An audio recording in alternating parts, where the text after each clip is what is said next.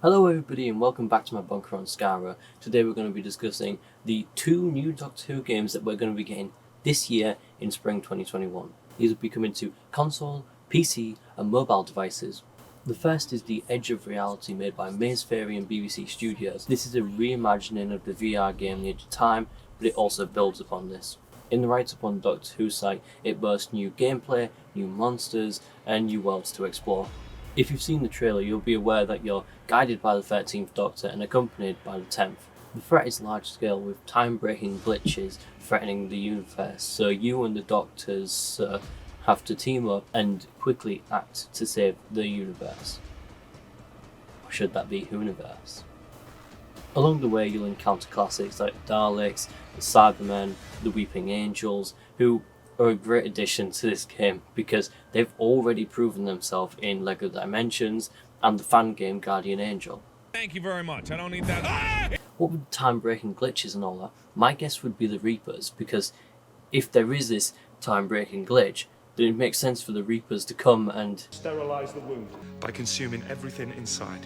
Also, could you imagine how cool it would be for the Reapers to appear and try hunting you down? Whoa. Kaboo! Now onto the one I'm most hyped about, and that's the Lonely Assassins.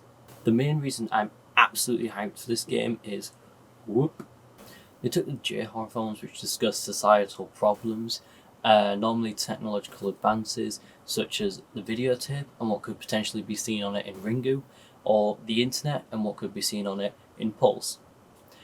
Kagan Games took this idea and built upon it to rejuvenate it and make it relevant for today's society, a bit like Regeneration.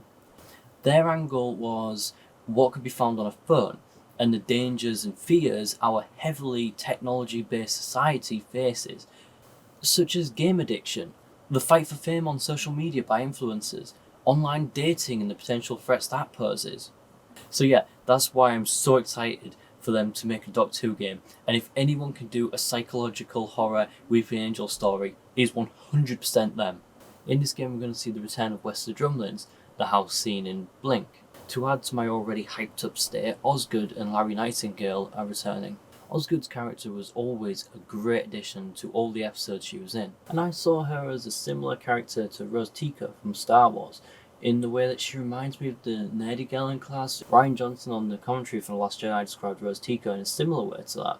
I always thought that she was a very accessible character, in that she provided many people with a character they could relate to. From talking to people at Comic Cons, I can say that Osgood is a very welcome addition to Doctor Who, and her appearance here will only be a positive. I'm also hyped to see Larry Nightingale return, the absolute legend responsible for the scene which made a whole planet of viewers go.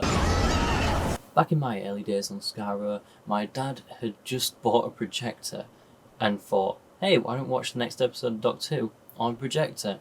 That episode happened to be Blink, and so we got to a bit where Larry turns his head and looks back, and a weeping angel the size of a wall suddenly goes bah!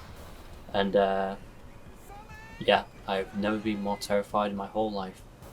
But the fact that that memory is so vivid and memorable just goes to show Ian Scoon's right, a visual effects designer on Doctor Who, that kids enjoy being scared. And that's it, I'm afraid. There's no more information on the transcript. That's the last I've got. I don't know what stopped the information being released, but I can guess. They're coming. The games are coming in spring. Until then, don't turn your back, don't look away, and don't blink. Good luck.